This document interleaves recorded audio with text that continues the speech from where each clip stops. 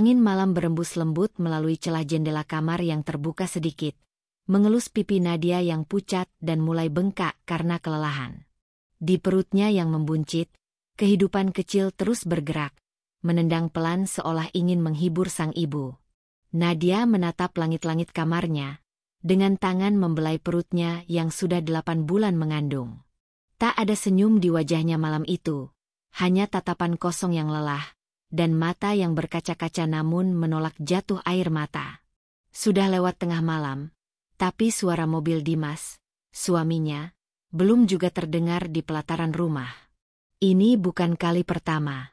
Semakin mendekati waktu persalinannya, justru Dimas semakin jarang pulang cepat, bahkan seringkali tak memberi kabar sama sekali. Hanya 1 atau 2 pesan singkat yang dikirim sekenanya. Lembur. Jangan tunggu. Ada rapat dadakan. Tidur duluan. Dulu, sebelum kehamilannya, Dimas adalah pria yang hangat. Ia suka menggenggam tangan Nadia sambil menatap mata istrinya dengan tulus. Ia tak pernah membiarkan Nadia tidur sendirian. Bahkan, hanya untuk sekadar membenarkan selimutnya, Dimas akan bangun dari tidur dan memastikan istrinya nyaman. Tapi semua itu sekarang hanya tinggal kenangan. Semua berubah sejak Nadia positif hamil. Awalnya, Nadia mengira perubahan Dimas hanya karena tekanan pekerjaan. Ia mencoba mengerti, bahkan bersikap lebih perhatian. Ia memasak menu kesukaan Dimas, membersihkan rumah meski tubuhnya mulai terasa berat, dan selalu tersenyum walau hatinya mulai diliputi kecemasan yang tak bisa dijelaskan. Namun semakin ia berusaha, semakin terasa Dimas menjauh. Keheningan antara mereka tak lagi terasa nyaman. Tak ada lagi perbincangan hangat di meja makan, tak ada ciuman kecil sebelum tidur, tak ada pelukan usai salat bersama. Yang tersisa hanya dingin, seperti rumah ini sudah tak berpenghuni jiwa. Malam itu, seperti malam-malam sebelumnya, Nadia menyiapkan makan malam untuk 2 orang. Sup ayam hangat, tumis brokoli, dan nasi putih pulen masih mengepul di atas meja. Nadia duduk di sofa, menunggu. Perutnya sesekali mengencang, dan punggungnya terasa nyeri. Tapi ia tetap menunggu.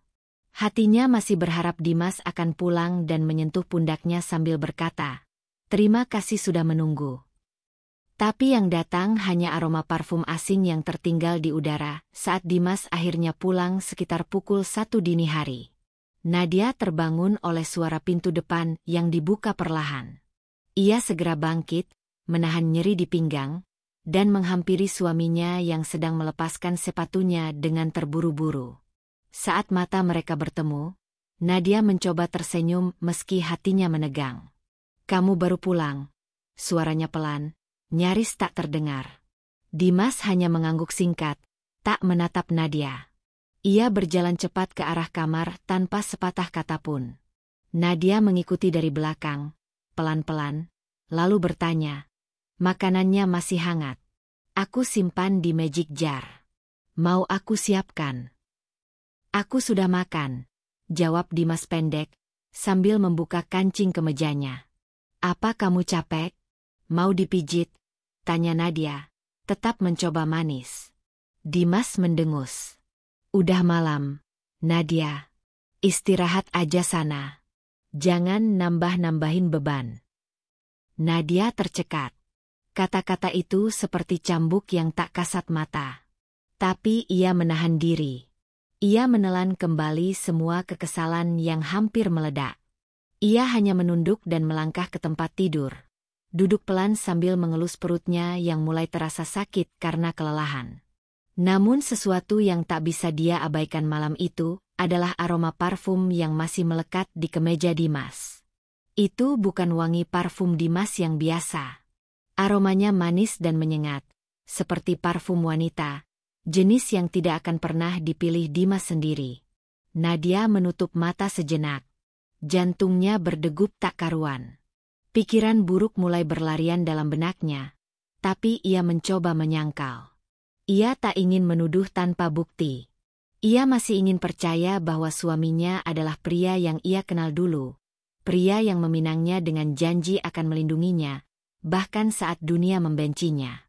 Namun, pagi itu, segalanya semakin jelas bahwa rumah ini bukan lagi tempat bagi cinta. Saat Nadia bangun pagi-pagi dan turun ke dapur, ia menemukan gelas kopi yang belum disentuh, dan piring makanan yang tak dibuka. Dimas sudah pergi. Tak ada pesan. Tak ada kecupan perpisahan. Hanya kepergian diam-diam, seperti ia sudah tak menganggap Nadia ada. Hari demi hari, perlakuan itu semakin menjadi. Nadia merasa seperti hantu di rumahnya sendiri. Kehamilan yang seharusnya menjadi masa penuh kebahagiaan kini justru terasa seperti kutukan. Ia bahkan sempat berpikir, apakah Dimas menyesal menikah denganku? Apakah dia tak menginginkan anak ini? Beberapa kali ia mencoba membuka pembicaraan. Tapi setiap kali ia mencoba, Dimas selalu punya cara untuk menghindar. Kadang berpura-pura sibuk, kadang menyalahkan Nadia karena terlalu sensitif. Aku cuma cari uang, Nadia. Jangan manja. Jangan drama. Kamu tuh hamil, bukan sakit kanker, katanya suatu malam. Air mata Nadia jatuh tanpa bisa ditahan. Ia tak pernah mengeluh tentang kehamilannya. Ia hanya ingin sedikit perhatian, sedikit pengakuan, sedikit cinta.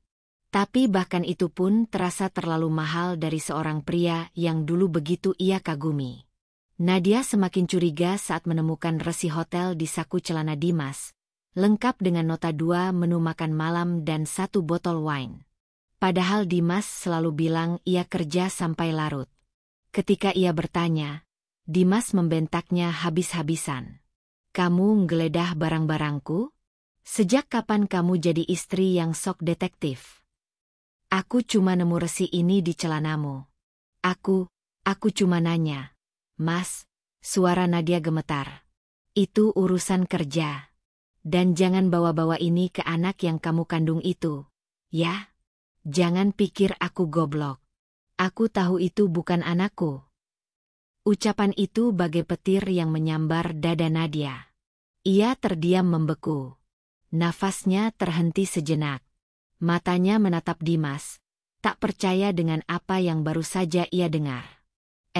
Maksud Mas? Suara Nadia nyaris tak keluar. Dimas mendekat, menatapnya dengan mata penuh kebencian. Aku gak bego, Nadia. Sejak kamu hamil, tingkahmu berubah. Kamu pasti main belakang, kan? Anak itu bukan anakku. Nadia merasa jantungnya nyaris berhenti berdetak. Ia ingin menjerit, ingin membela diri, tapi tenggorokannya tercekat. Semua kata-kata tertelan oleh rasa sakit yang menyesakkan. Perutnya mendadak mengencang. Bayinya menendang seolah merespons emosi ibunya. Nadia mundur perlahan, lalu terduduk di kursi sambil menahan perutnya. Tapi Dimas malah pergi begitu saja meninggalkannya dalam kondisi seperti itu. Tanpa menoleh, tanpa peduli. Malam itu, Nadia menangis dalam diam. Ia memeluk perutnya dan berbisik, "Maafkan ibu, nak. Maafkan ibu karena telah memilih ayah yang salah." Dan sejak malam itu, Nadia tahu bahwa rumah ini bukan lagi rumah. Ia tahu bahwa cinta yang dulu ia perjuangkan telah mati perlahan, digantikan oleh dingin, tuduhan, dan pengkhianatan. Tapi ia belum tahu bahwa malam-malam penuh luka ini baru permulaan dari badai yang akan menghancurkan seluruh hidupnya. Dan ternyata, doa lirih yang ia bisikan di tengah malam sepi itu tak cukup kuat untuk menghentikan badai yang lebih besar di hari berikutnya. Pagi datang tanpa sinar hangat, hanya langit kelabu yang tampak muram seperti hatinya. Nadia duduk di ujung ranjang, matanya bengkak, napasnya berat. Ia baru saja selesai menunaikan salat subuh sambil menahan sesak. Seolah setiap sujud yang ia lakukan semalam tidak cukup untuk meredam pedih yang mengiris. Saat suara langkah kaki Dimas terdengar dari koridor kamar, tubuh Nadia otomatis menegang. Hatinya berdetak kencang. Apakah pria itu masih marah? Apakah akan ada kata maaf? Atau akan datang fitnah berikutnya? Dimas masuk tanpa mengetuk pintu. Wajahnya dingin seperti es. Ia berdiri di ambang pintu, menatap Nadia dengan sorot penuh kebencian. Tak ada senyum, tak ada sapaan. "Sudah bangun?" tanya Dimas datar. Namun ada bara di balik nadanya. Nadia berdiri pelan, menahan nyeri di perutnya. "Mas Dimas, soal semalam, itu salah paham. Aku nggak pernah, aku nggak mungkin." "Berhenti berakting, Nadia," bentak Dimas keras hingga membuat Nadia tersentak. Napasnya tercekat. Ia mundur setapak, seolah tamparan tak kasat mata baru saja menghantam pipinya. Dimas melangkah cepat ke arahnya, menunjuk ke perutnya yang membesar. "Aku udah muak. Kamu pikir aku nggak tahu?" "Hah? Kamu pikir aku nggak tahu dari awal kamu pura-pura polos? Anak itu bukan anakku." Nadia menggeleng panik, tubuhnya gemetar. "Mas, jangan gitu, demi Allah, anak ini anakmu. Aku gak pernah ngelirik lelaki lain. Aku gak pernah selingkuh." "Omong kosong. Kamu pikir aku gak pernah lihat kamu chatting sama temen kuliahmu yang laki-laki itu? Si Dani atau siapa tuh namanya? Hah? Apa kamu pikir aku bodoh?" "Dani? Mas, dia teman satu kelompok skripsi dulu. Itu pun udah lama, sebelum kita nikah. Mas, tolong jangan nuduh aku seenaknya. Aku gak pernah berbuat yang macam-macam." Namun Dimas tak mau mendengar. Ia meludah ke lantai, menunjukkan jijiknya. "Kamu perempuan murahan, Nadia. Kamu pandai berlagak suci. Tapi dalamnya, busuk. Jijik aku lihat kamu sekarang. Kamu hamilin anak siapa? Mana bisa aku percaya kalau kamu ngaku itu anakku?" "Hah?" Nadia terjatuh berlutut. Air matanya jatuh bercucuran. Ia menahan perutnya yang mulai terasa mengencang. Sakit. Bukan hanya fisik, tapi batinnya terkoyak hebat. Rasanya seperti disayat pisau berkali-kali. Tapi tak bisa menjerit. "Mas, tolong jangan fitnah aku," ucapnya lirih sambil terisak. Namun Dimas malah semakin menjadi-jadi. Ia mengambil ponsel dan melemparkannya ke atas meja. "Aku punya bukti semua chat MU sama dia. Aku udah baca semuanya. Aku tinggal cetak dan ajukan ke pengadilan kalau kamu masih ngotot." "Mas, itu chat lama. Mas, demi Allah, aku gak pernah main belakang. Aku setia, dari awal. Aku cuma cinta kamu, Mas Dimas." Tapi kalimat itu hanya menjadi debu yang dihempaskan oleh badai kebencian Dimas. Pria itu berjalan mondar-mandir seperti binatang buas yang kehilangan arah. Matanya merah, wajahnya tegang. "Dari awal nikah sama kamu, aku udah ragu. Tapi aku tutup mata. Aku coba jadi suami baik. Tapi kamu balas kayak gini. Aku gak salah apa-apa," jerit Nadia akhirnya, untuk pertama kali setelah sekian lama menahan. "Aku ini istrimu. Aku hamil anakmu. Dan kamu tega nuduh aku perempuan kotor." Tangisnya pecah. Ia meraung, mengguncang seluruh tubuhnya yang gemetar. Ia merasa sudah cukup diam, cukup bersabar, cukup menyimpan rasa sakit. Tapi hari ini, dia remuk sepenuhnya. "Aku masak buat kamu. Aku rawat rumah ini. Aku bersihkan baju kamu. Aku peluk perutku setiap malam sambil nangis minta kamu pulang cepat. Tapi kamu malah balik bawa fitnah." Namun Dimas tetap dingin. "Cukup. Aku nggak butuh drama kamu. Mulai hari ini, kamu tidur di kamar bawah. Dan jangan harap aku akan sentuh kamu lagi. Sampai bayi itu lahir, aku akan tes DNA-nya. Kalau ternyata bukan anakku, keluar kamu dari rumah ini." Darah Nadia seperti berhenti mengalir. Dia mengusirku? Dia benar-benar tak percaya lagi padaku? Dengan langkah lemah, Nadia berdiri sambil menopang punggung dan perutnya. Ia menatap Dimas dengan mata yang sembab, Bibirnya bergetar. "Mas, kamu serius?" Dimas mendekat, menatapnya penuh kebencian. "Aku lebih percaya pelacur di jalanan daripada kamu." "Jadi iya, aku serius." Dan saat itu juga, sesuatu dalam hati Nadia patah. Suara hatinya seperti retak. Ia merasa kehilangan segalanya. Cinta, harga diri, dan suaminya yang kini berubah menjadi iblis dalam wujud manusia. Dengan langkah terseok, ia berjalan keluar kamar, membawa tubuhnya yang lelah dan jiwanya yang tercabik. Ia tak lagi berkata apa-apa. Air mata mengalir deras, dan hatinya seakan mati. Di kamar bawah yang sempit dan pengap, Nadia terduduk di lantai. Ia merangkul perutnya, berbicara lirih seolah bayinya bisa mendengar. "Nak, kamu cuma punya ibu sekarang. Ayahmu sudah menganggap kita kotor. Tapi ibu janji, kita akan bertahan. Walau ibu sendiri nggak tahu caranya bagaimana." Dan malam itu, Nadia tidur dalam tangis yang tak kunjung reda. Dengan perut yang sesekali menegang, dan dada yang seperti tak lagi punya ruang untuk bahagia. Yang lebih menakutkan dari ditinggal, adalah ketika orang yang kau cinta, menatapmu dengan mata penuh kebencian, dan lidahnya menyayat lebih tajam dari pisau. Cinta itu bisa hilang. Tapi fitnah dari orang yang pernah mencintai kita, akan terus membekas seumur hidup. Tapi ternyata, lebih menakutkan dari itu adalah, saat kau diusir dari rumahmu sendiri. Rumah yang kau rawat, kau jaga, dan kau isi dengan cinta, tiba-tiba menjadi tempat asing yang tak lagi menginginkanmu. Petir menyambar langit dengan suara menggelegar. Hujan turun begitu deras seperti langit pun ikut menangis. Di tengah malam yang gelap dan dingin itu, pintu rumah besar berwarna abu-abu itu terbuka kasar. Dan dari sana, tubuh perempuan dengan perut yang menonjol dilemparkan secara harfiah keluar. Disusul sebuah tas kecil yang menyusul jatuh menghantam lantai teras yang licin. "Nadia, keluar.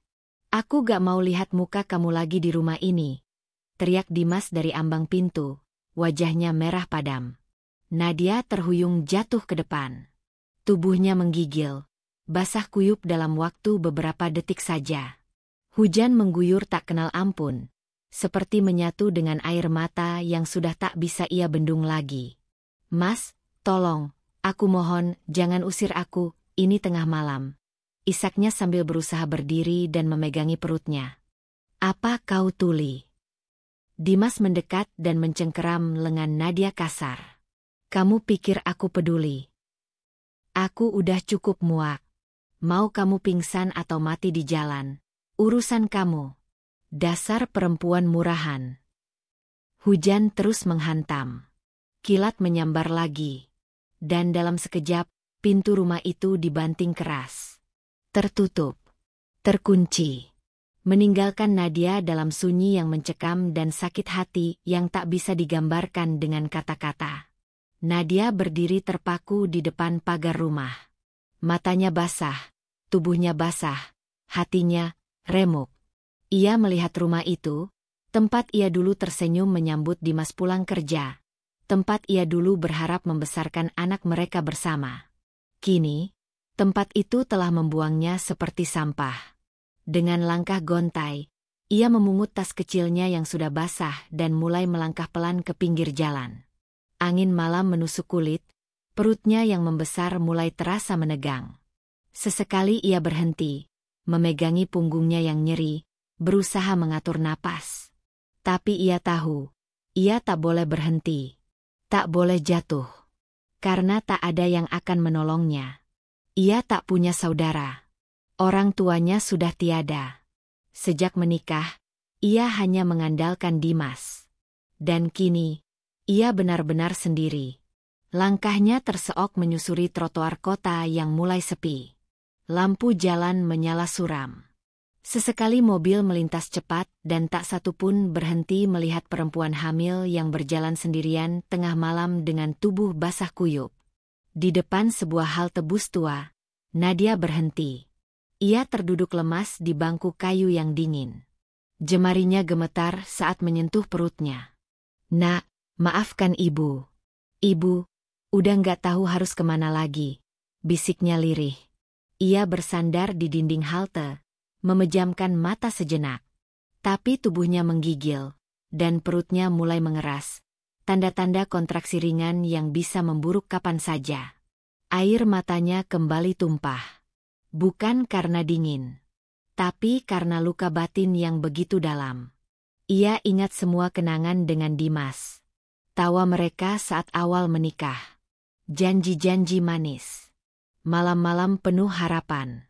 Tapi semua itu kini lenyap. Hanya tersisa kebencian dan fitnah yang menghancurkan harga dirinya. Nadia menunduk. Jemarinya meremas rok panjangnya yang basah. "Kenapa harus aku, Tuhan?"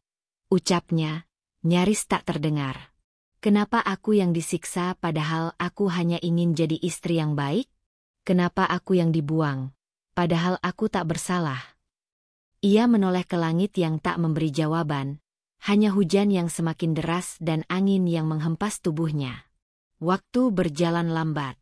Ponsel di tasnya mati kehabisan baterai. Ia benar-benar tak bisa menghubungi siapapun. Dan kini, hanya dirinya dan bayi di perutnya yang masih bertahan bersama. Hingga akhirnya, seorang wanita tua yang berteduh di bawah warung kecil di seberang halte melihatnya dan menghampiri. "Dek, kamu kenapa? Sendirian malam-malam begini?" tanya ibu itu, wajahnya khawatir. Nadia menoleh. Matanya sayu, suaranya parau. Saya diusir dari rumah. Suami saya gak percaya bayi ini anaknya," ucapnya terbata.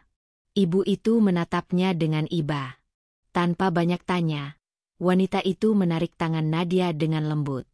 "Ayo ikut ibu ke warung dulu. Nggak baik begini. Kamu bisa sakit." Nadia tak punya tenaga untuk menolak. Ia hanya mengikuti. Ia tak tahu siapa wanita itu. Tapi setidaknya, ada tangan yang masih mau menyentuhnya dengan hangat. Di saat orang yang seharusnya melindunginya malah menendangnya keluar dari hidup. Malam itu, Nadia tidur di atas tikar plastik di sudut warung kecil. Ditemani suara hujan yang masih turun dan angin yang menderu, ia memeluk perutnya sambil berdoa pelan. "Ya Allah, lindungi anakku. Jangan biarkan dia lahir tanpa harapan. Jangan biarkan dia tumbuh dalam kebencian seperti yang ayahnya lakukan padaku. Aku mohon, beri aku kekuatan, meski aku sendiri tidak tahu apakah aku masih bisa bertahan besok." Dan di malam itu, di bawah langit yang menangis bersamanya, Nadia resmi menjadi perempuan yang kehilangan segalanya, kecuali satu hal, tekad untuk tetap hidup demi anak dalam kandungannya. Ketika dunia membuangmu, kadang Tuhan mengirim satu tangan kecil untuk menunjukkan bahwa kamu belum sepenuhnya sendiri. Nadia meringkuk dalam pelukan tikar tipis. Tubuhnya menggigil meski hujan mulai reda. Warung kecil tempatnya berteduh terasa lebih seperti gudang terbuka. Dingin, lembab, dan sunyi. Angin malam menyelusup ke sela-sela kayu lapuk, menusuk langsung ke tulangnya. Tangannya tetap memegangi perut. Nyeri itu semakin terasa. Bayinya bergerak gelisah, seolah ikut merasakan kegelisahan ibunya. Peluh dingin mengucur di keningnya. Nafasnya mulai pendek-pendek. "Ibu," lirih Nadia memanggil wanita tua yang memberinya tempat berteduh. Namun wanita itu tengah tertidur di bangku kayu dengan selimut tipis menutupi tubuhnya. Nadia hendak berdiri, tapi tubuhnya lemas. Kepalanya terasa berputar. Dunia di sekelilingnya kabur. Dan dalam sekejap, semuanya gelap. Suara klakson mobil terdengar memecah sunyi malam. Lampu kendaraan menyinari jalanan sepi, hingga akhirnya berhenti tepat di depan warung kecil itu. Seorang pria tua berkacamata turun dari mobil dengan langkah tergesa.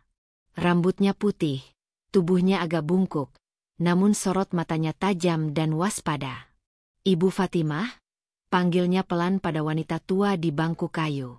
Namun matanya langsung tertuju pada tubuh Nadia yang tergeletak tak bergerak. "Ya Tuhan, ini siapa?"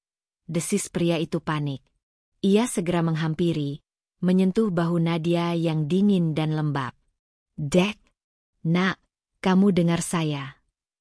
Tak ada respons. Tanpa pikir panjang, pria itu memanggul tubuh Nadia perlahan ke dalam mobilnya. Ditaruhnya tas kecil Nadia di jok belakang. Mobil melaju cepat menuju rumahnya yang hanya berjarak 2 blok dari lokasi. Rumah itu sederhana, namun bersih dan hangat. Pria tua itu, Pak Surya, membaringkan Nadia di sofa panjang ruang tamu, lalu menyelimuti tubuhnya dengan kain hangat. Ia segera membuat air jahe dan menelepon kenalannya yang bekerja sebagai bidan. Beberapa menit kemudian, Nadia mulai membuka mata. Cahaya lampu kuning redup menyilaukan matanya. Ia tak langsung paham di mana ia berada. "Tenang, nak, kamu aman di sini." Suara berat namun lembut terdengar dari sisi sofa. Nadia menoleh pelan, matanya basah, tubuhnya gemetar. Aku, di mana?" gumamnya lemah. "Kamu tadi pingsan. Saya temukan kamu di warung Bu Fatimah. Saya bawa kamu ke rumah. Namaku Surya. Saya tinggal sendiri, anak dan istri saya sudah lama meninggal." Nadia mencoba bangkit, tapi Pak Surya menahannya dengan lembut. "Jangan dipaksakan dulu. Kamu hamil besar, tubuhmu lemah. Biarkan kamu pulih sebentar." Nadia hanya bisa mengangguk. Ada rasa malu menyergap dirinya. Ia perempuan asing, tidur di rumah orang yang tak ia kenal. Tapi di balik itu, ada rasa hangat yang mulai muncul.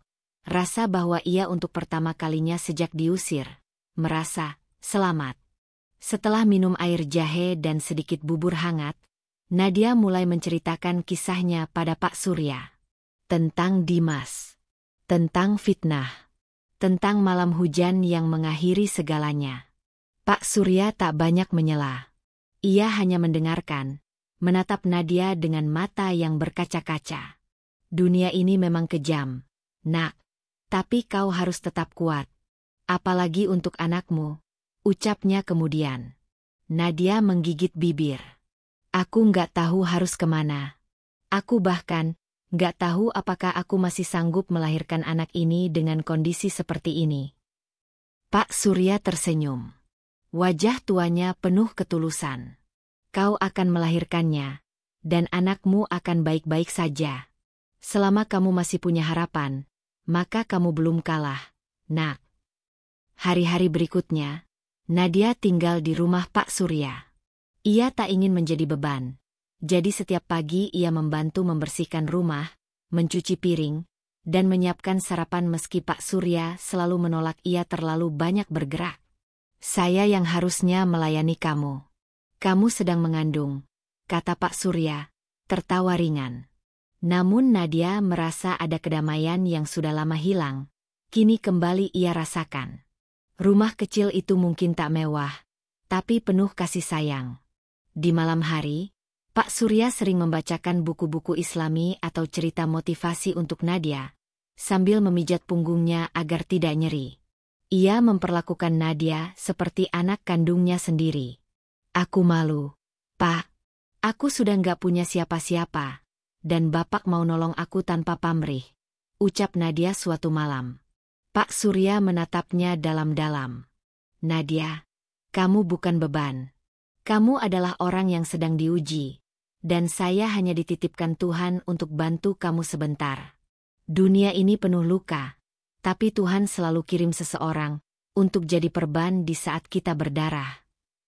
Nadia menutup mulutnya, menahan tangis haru. "Terima kasih, Pak. Terima kasih." Tapi kebahagiaan kecil itu tak bertahan lama. Suatu pagi, Nadia merasakan kontraksi hebat. Air ketubannya pecah. Ia menjerit pelan dari kamar belakang. Pak Surya yang tengah menyapu halaman langsung panik. Tanpa pikir panjang, ia menggendong Nadia ke mobil dan membawanya ke rumah bersalin terdekat. Di sepanjang perjalanan, Nadia menggenggam tangan Pak Surya erat. "Pak, aku takut," isaknya. "Tenang, nak, kamu nggak sendiri." Sesampainya di rumah bersalin, Nadia langsung ditangani. Tapi wajah bidan mendadak berubah saat melihat tekanan darah Nadia melonjak tinggi. Detak jantung bayi juga melemah. Ini preeklamsia. Kondisinya gawat. Harus segera tindakan, seru bidan itu. Pak Surya berdiri di depan ruang persalinan, menggenggam tas kecil Nadia dengan wajah cemas. Dalam hati ia berdoa, "Ya Allah, aku mungkin bukan siapa-siapa bagi Nadia, tapi izinkan aku menjaga dia.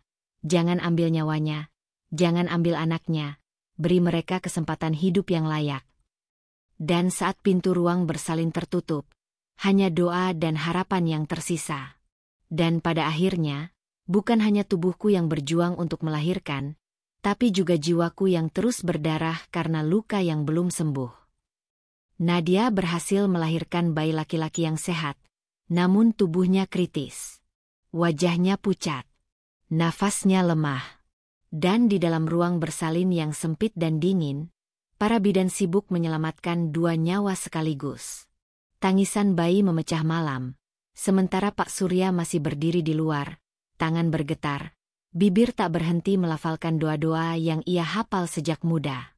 "Ya Allah, selamatkan anak ini, dan ibunya. Mereka tak berdosa, mereka hanya sedang diuji." Beberapa menit kemudian, salah satu bidan keluar. Wajahnya tampak cemas namun mencoba tenang. "Bayi perempuan, sehat. Alhamdulillah. Tapi ibunya masih lemah. Kami butuh waktu untuk menstabilkan tekanan darahnya." Pak Surya langsung memejamkan mata.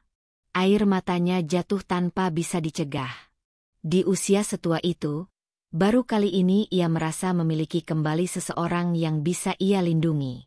Kehilangan istri dan anaknya bertahun-tahun lalu membuat rumahnya hampa.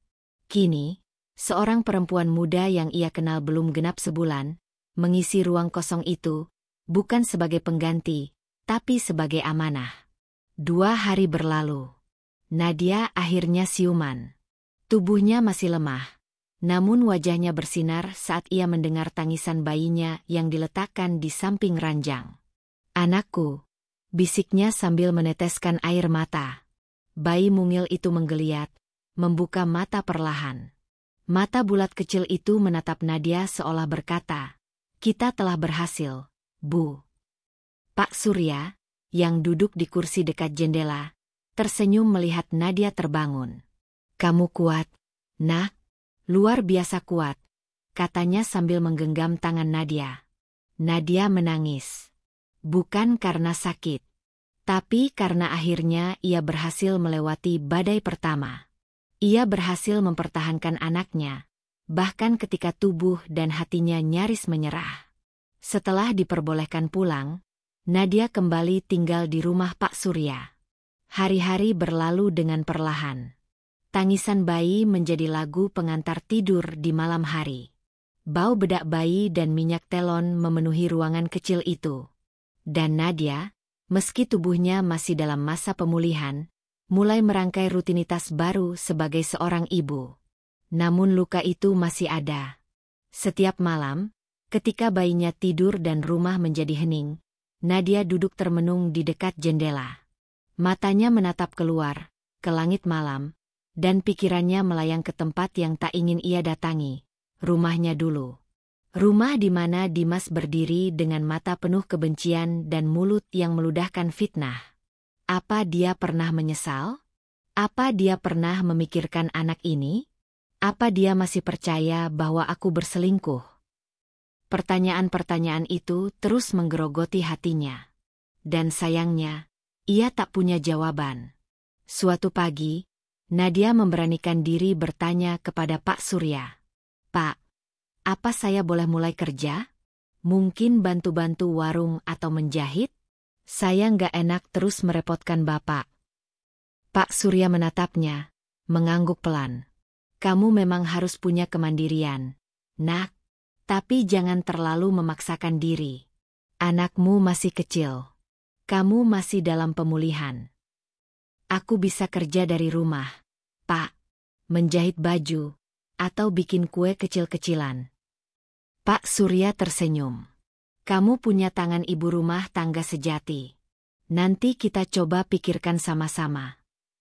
Dengan semangat kecil itu, Nadia mulai menata kembali serpihan hidupnya. Ia meminjam mesin jahit lama dari tetangga Pak Surya. Setiap siang, saat bayinya tidur, ia duduk di ruang tengah, menjahit sprei atau baju pesanan tetangga. Tak seberapa, tapi cukup untuk membuatnya merasa berguna. Beberapa minggu kemudian, pelanggannya mulai bertambah. Kabar tentang ibu muda yang jago jahit dan ramah menyebar dari mulut ke mulut. Bahkan ada yang menitip kain dan model dari desa sebelah. Dan di tengah kesibukan itu, Nadia mulai tertawa lagi. Tawa kecil. Tawa yang lahir bukan karena bahagia sepenuhnya, tapi karena ia tak ingin terus menangis. Namun luka batin tak bisa disembuhkan hanya dengan kesibukan. Suatu sore, ketika hujan turun perlahan dan Pak Surya sedang menyeduh teh, Nadia duduk diam dengan mata menerawang. Pak, kenapa orang yang paling kita cintai justru bisa jadi yang paling menyakiti? Pak Surya menghela nafas. Ia duduk di samping Nadia, menyerahkan secangkir teh hangat. Karena kita memberi mereka tempat terlalu dalam di hati kita. Ketika mereka berubah, kita yang retak. Padahal, aku menyerahkan segalanya ke Dimas. Aku turuti dia, aku hormati dia, aku cintai dia.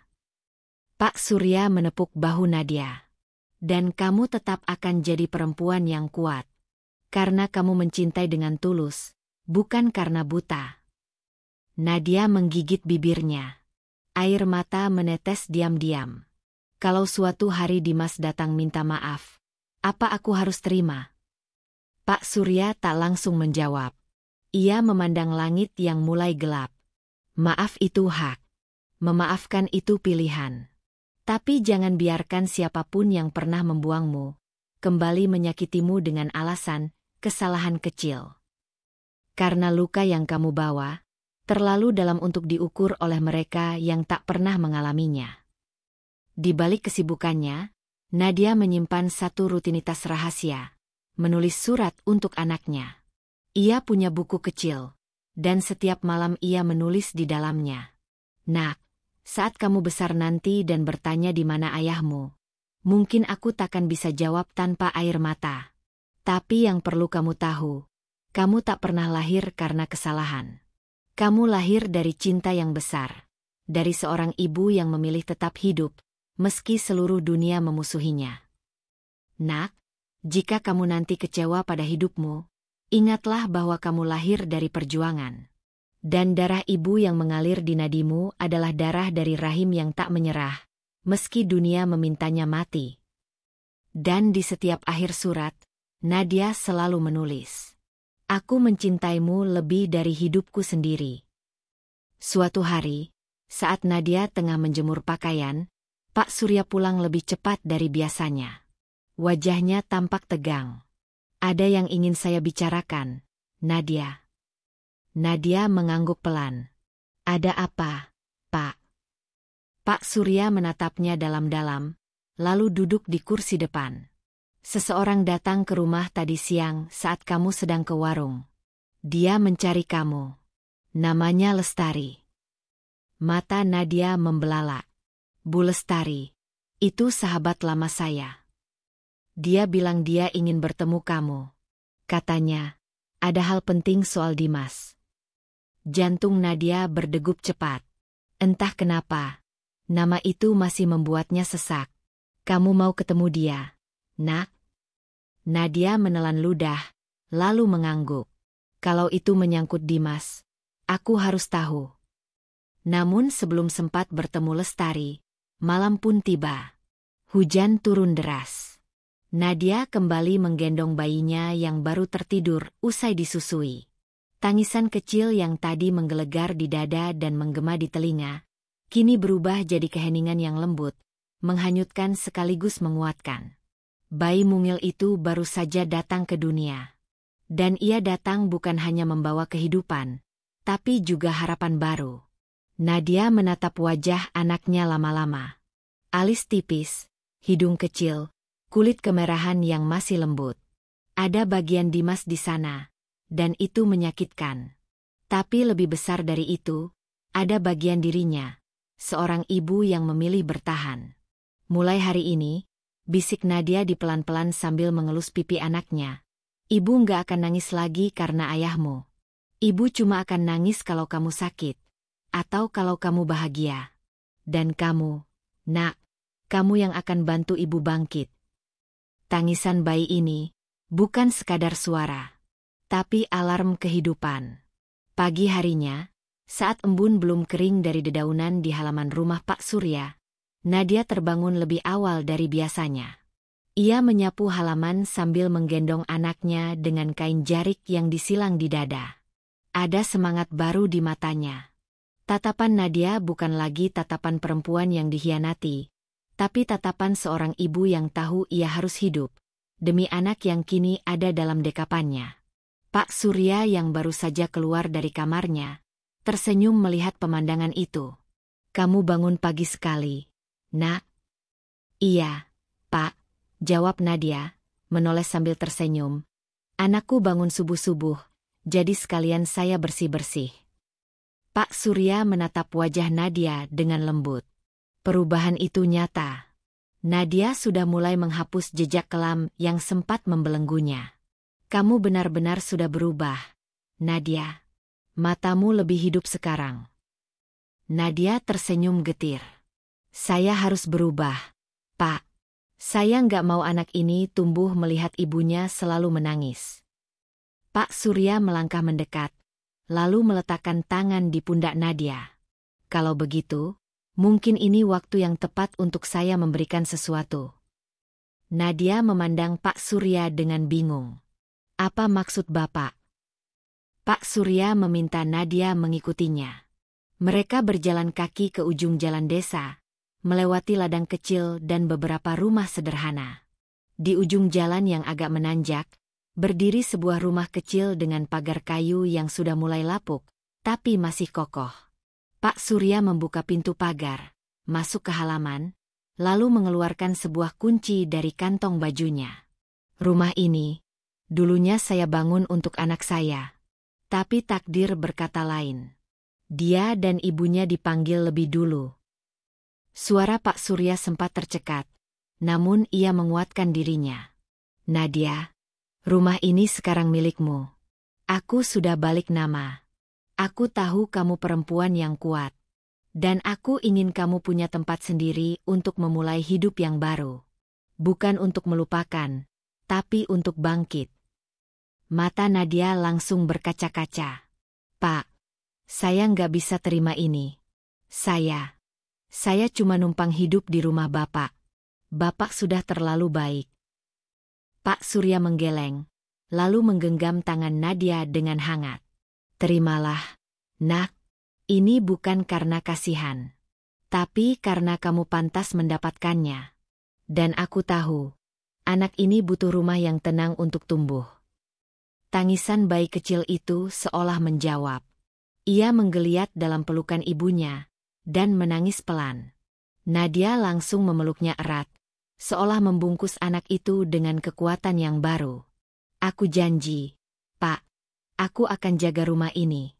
Aku akan jaga anakku. Aku akan hidup, bukan untuk balas dendam, tapi untuk membuktikan bahwa aku bukan perempuan yang bisa dihancurkan seenaknya."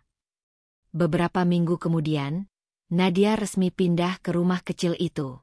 Rumah sederhana yang hanya terdiri dari 2 kamar, 1 ruang tamu, dan dapur kecil, namun dipenuhi dengan rasa syukur. Ia menatanya perlahan.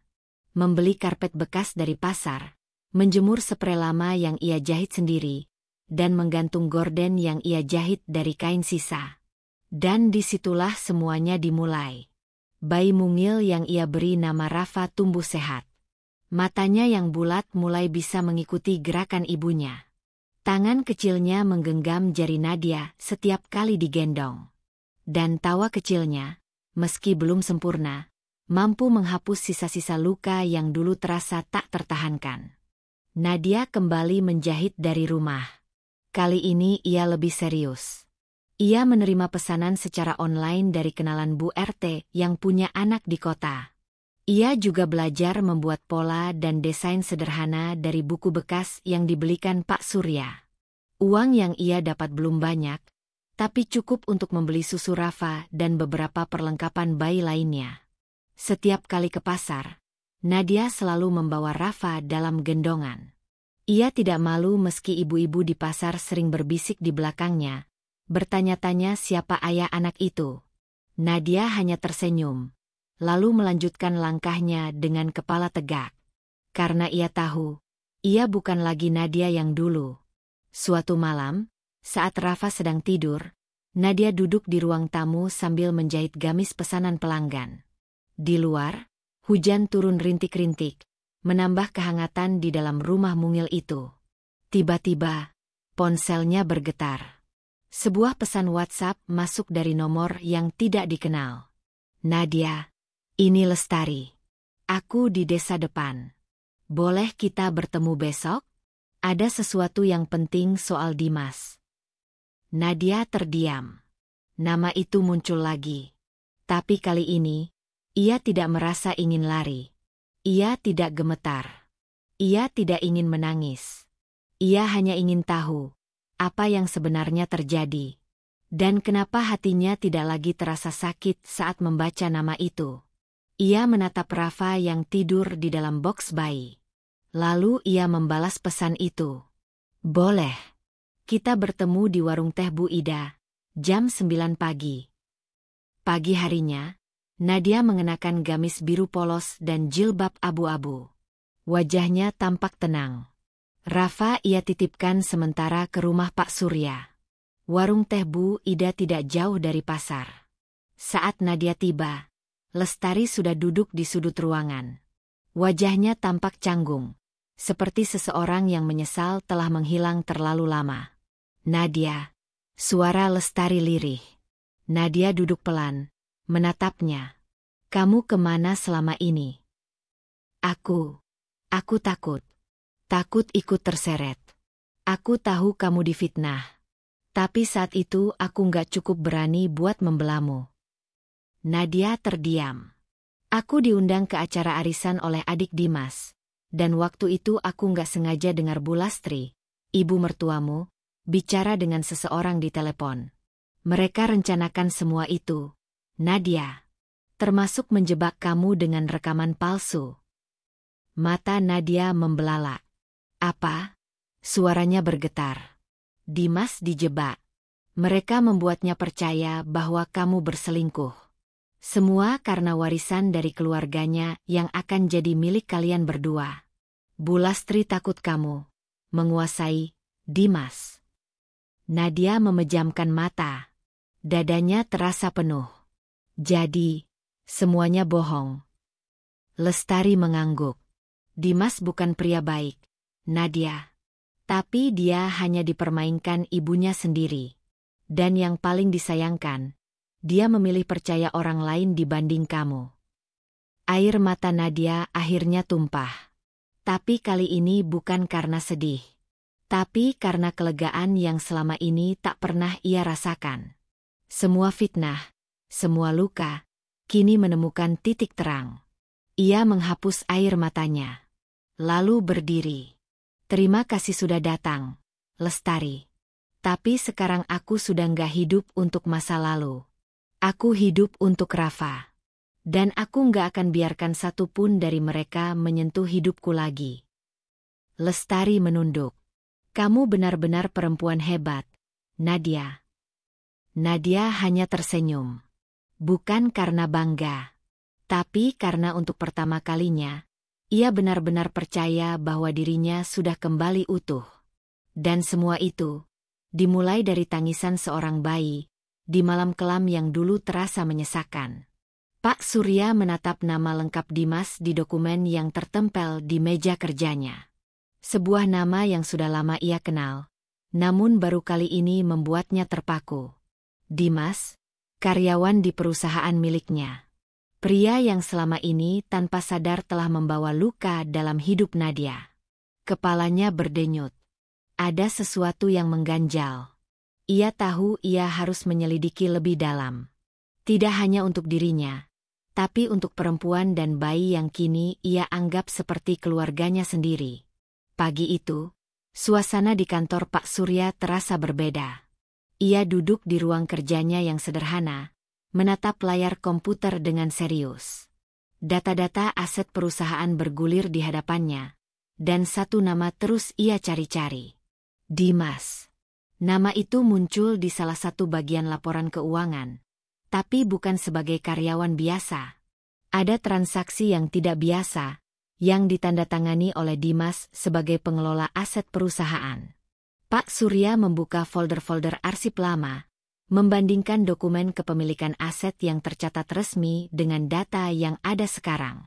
Matanya melebar ketika menemukan bukti bahwa ada perubahan yang tidak wajar pada dokumen-dokumen tersebut. Seolah-olah seseorang dengan sengaja memanipulasi data kepemilikan untuk mengalihkan hak milik. Ini bukan hanya karyawan biasa, gumam Pak Surya, napasnya memburu. Ia tahu, Nadia harus tahu kebenaran ini. Tak lama kemudian, Pak Surya menghubungi Nadia melalui telepon. Nadia yang sedang menyiapkan susu Rafa di dapur langsung mengangkat. Pak Surya, ada apa, Pak? Suara Nadia terdengar khawatir.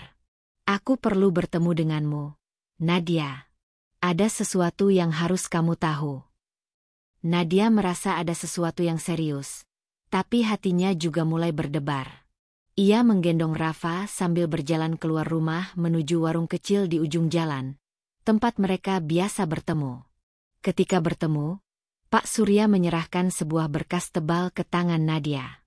Aku menemukan ini ketika mengecek laporan perusahaan. Dimas ternyata bukan hanya menghancurkan hidupmu secara pribadi, tapi juga secara bisnis. Dia memanipulasi data kepemilikan aset yang seharusnya milikmu. Nadia menatap berkas itu dengan mata melebar. Jantungnya berdegup kencang. Apa maksud Bapak? Maksudnya Dimas mengambil aset saya. Pak Surya mengangguk. Ya. Dan bukan hanya itu. Dia juga menggunakan data itu untuk menjual aset dan mengalihkan keuntungan ke rekening pribadi.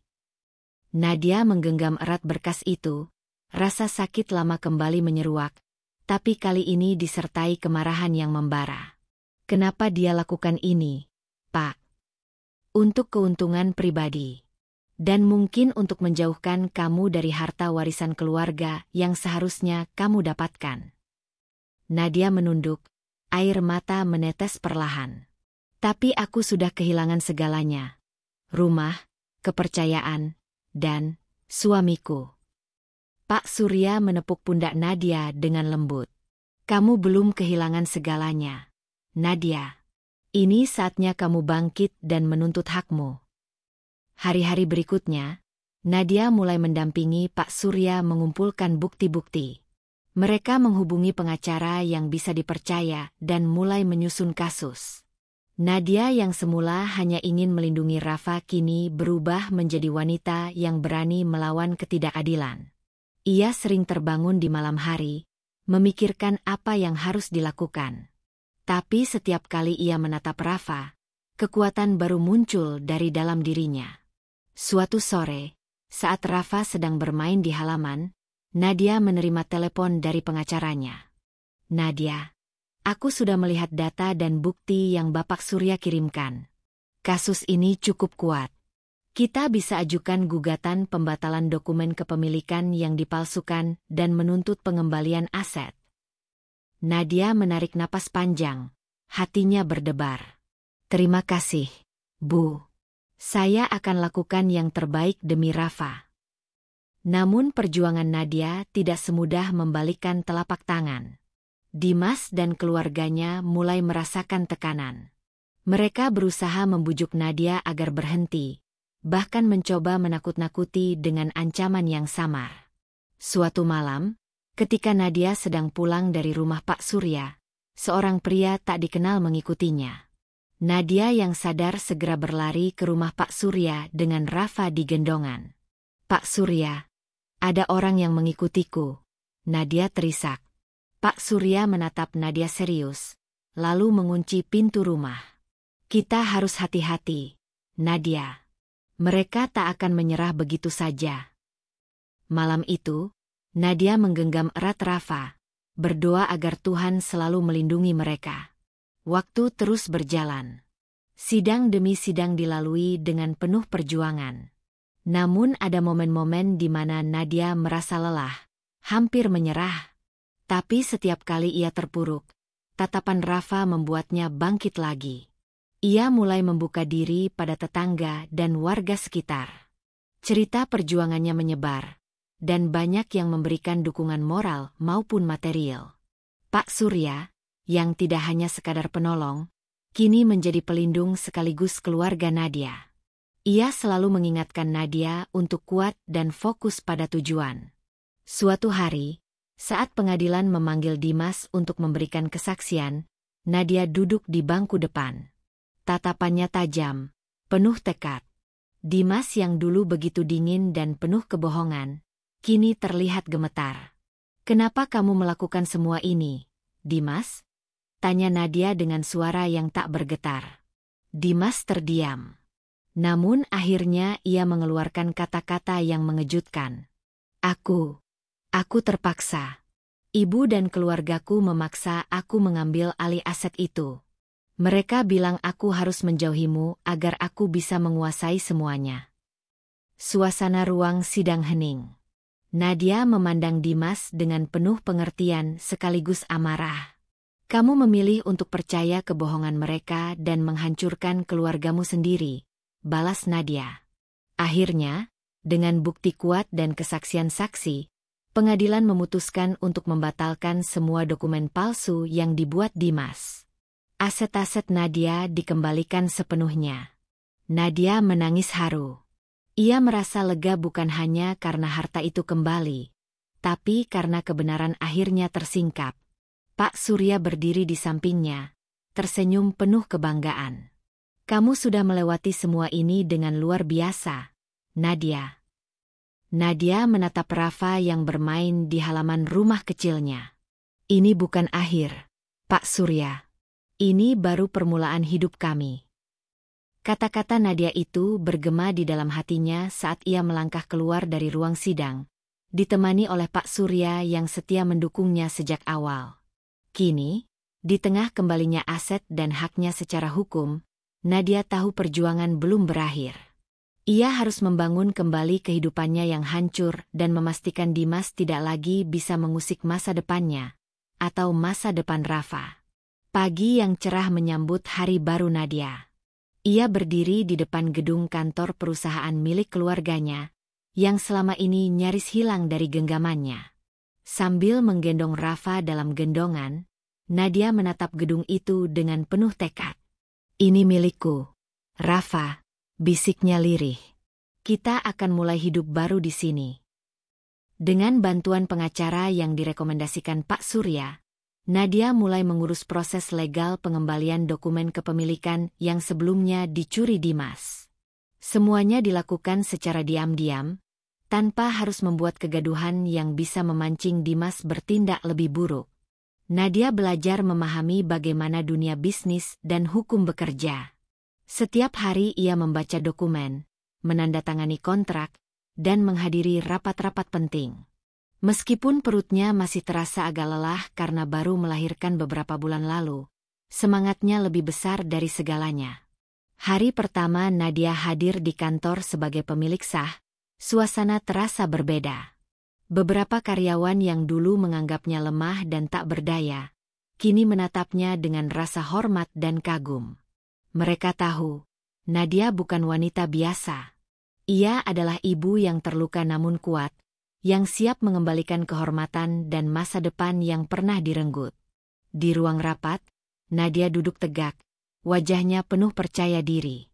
Pak Surya berada di sebelahnya, mendukung dari balik layar. "Sebagai pemilik baru, saya berkomitmen untuk memimpin perusahaan ini dengan integritas dan transparansi," ucap Nadia dengan suara tegas. "Kami akan bekerja sama untuk membawa perusahaan ini ke arah yang lebih baik." Suasana hening sesaat, lalu tepuk tangan perlahan mulai mengisi ruangan.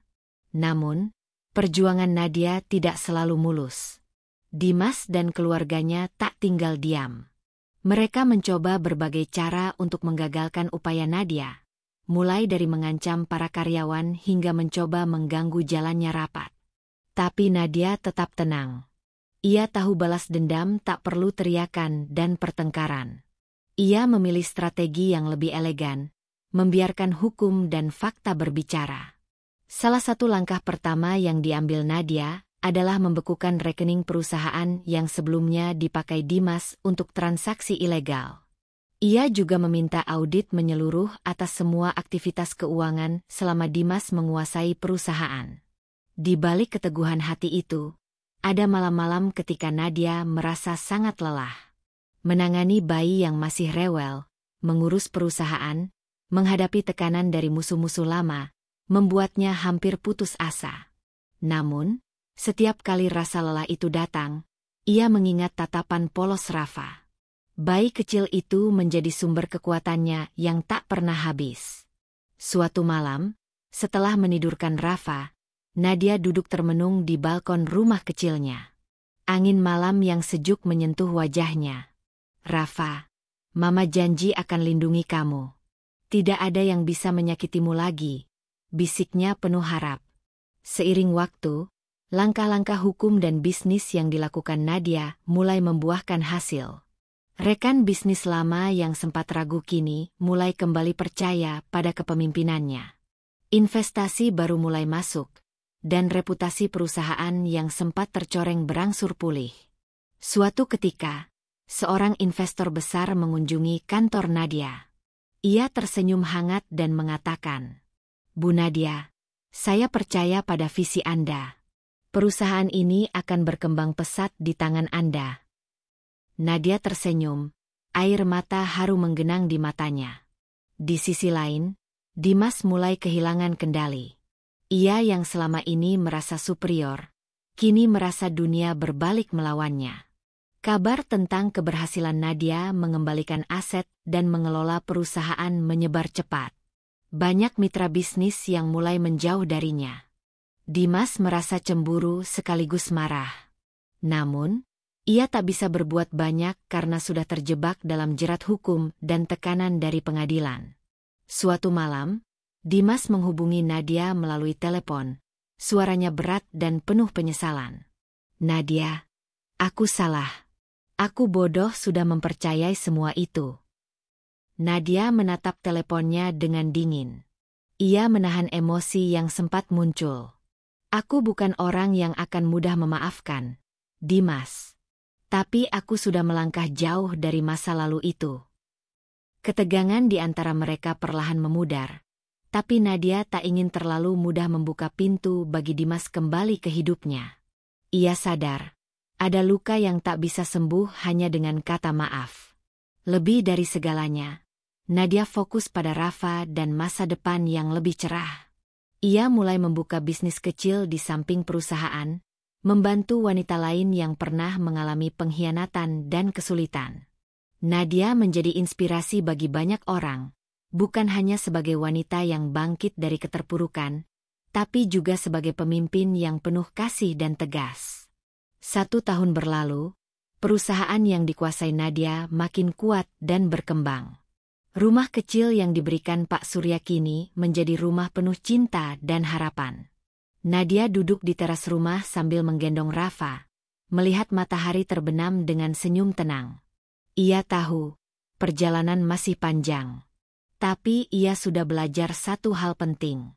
Balas dendam terbaik bukanlah dengan teriakan atau kebencian, melainkan dengan keteguhan hati, kerja keras, dan kemenangan tanpa harus mengorbankan jati diri. Nadia duduk tenang di teras rumahnya. Matahari mulai tenggelam, mengakhiri hari yang penuh gejolak. Ia menatap Rafa yang tertidur lelap di pelukannya. Semua perjuangan yang telah ia lalui kini mulai membuahkan hasil. Namun, nasib belum selesai menggoreskan cerita. Keesokan harinya, di ruang rapat utama kantor besar yang kini Nadia pimpin, suasana begitu tegang.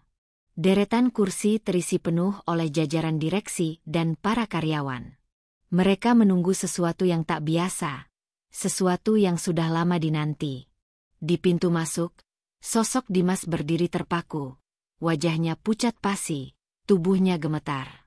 Ia tahu apa yang akan terjadi hari ini, hari yang akan mengubah hidupnya selamanya. Seorang pria mengenakan jas hitam, pengacara yang sejak lama mendampingi Nadia, membuka sidang mendadak di hadapan jajaran direksi. Suara-suara penuh wibawa menyatakan keputusan final. Dimas, atas pertimbangan bukti-bukti pelanggaran dan manipulasi yang telah Anda lakukan, perusahaan ini memutuskan untuk memecat Anda dengan segera. Anda tidak lagi berhak mewakili, mengendalikan, ataupun mengambil keputusan dalam perusahaan ini. Bisikan dan gerutu kecil terdengar di seluruh ruangan. Dimas menunduk dalam, tak kuasa membendung air mata yang mulai tumpah dari sudut matanya. Beberapa tahun lalu, ia berdiri di posisi yang sama, penuh kepercayaan dan kendali. Kini, semua itu lenyap dalam sekejap. Di luar gedung, Nadia berdiri dengan kepala tegak. Ia tahu, hari ini bukan hanya tentang kekalahan Dimas, tapi tentang keadilan yang akhirnya ditegakkan. Seorang karyawan yang pernah diam-diam mendukung Dimas, kini datang mendekat dengan wajah penuh penyesalan. Bu Nadia, kami semua telah salah menilai. Anda adalah pemimpin yang sesungguhnya, ucap pria itu sambil menunduk hormat. Nadia tersenyum kecil. Tak ada kata yang lebih tepat selain ucapan terima kasih dan doa agar masa lalu tak lagi terulang. Namun, drama tak berhenti di situ. Malam harinya, sebuah kejutan lain datang mengguncang Nadia. Teleponnya berdering. Suara yang pernah ia kenal dan benci terdengar lirih di seberang sana. Nadia, aku yang Dimas. Aku datang, aku mau minta maaf. Suara itu terputus-putus penuh kesedihan. Datanglah, tapi ingat, aku bukan orang yang sama dulu. Aku sudah berubah, jawab Nadia dengan nada dingin. Beberapa jam kemudian, pintu rumah Nadia diketuk pelan. Saat ia membuka, sosok Dimas berdiri di sana, tubuhnya lemah, mata merah dan penuh penyesalan. Ia tersungkur di depan Nadia, tangan menggenggam lututnya, air mata mengalir deras. Maafkan aku, Nadia. Aku sudah menyadari semua kesalahanku. Tolong, beri aku kesempatan untuk memperbaiki semuanya. Suaranya pecah. Nadia memandangnya dalam-dalam. Rasa benci dan luka masih sangat membekas. Namun ia juga melihat sosok pria yang dulu pernah dicintainya. Di saat yang sama, rahasia lain terungkap. Sekretaris Dimas, yang selama ini menjadi selingkuhannya, datang meninggalkan dia. Wanita itu datang ke rumah Nadia dengan membawa tas kecil dan wajah penuh penyesalan. Aku tidak mau lagi terlibat dalam kebohongan ini, katanya sambil menangis. Aku tahu aku salah. Aku ingin memperbaiki semuanya. Nadia menatapnya tanpa berkata apa-apa, tapi hatinya bergetar. Ia tahu, kisah ini belum benar-benar usai. Dimas kini jatuh miskin. Ia kehilangan segala-galanya, kehormatan, pekerjaan, dan cinta yang dulu ia punya. Namun, di balik semua itu, Nadia memilih jalan yang berbeda.